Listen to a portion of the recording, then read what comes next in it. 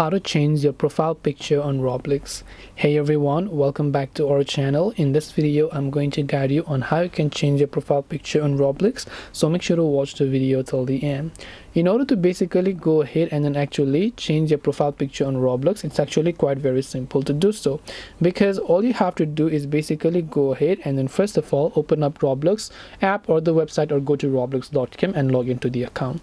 Tap on your profile from the very top, which will just take it to this page. So you can see that this is my current profile picture and this is how it is looking. So what I need to do is I just need to change from here. So I can select this current one over here by just tapping on this little option. I can select 2D or 3D, and I can go ahead and customize other things. So I can select from here.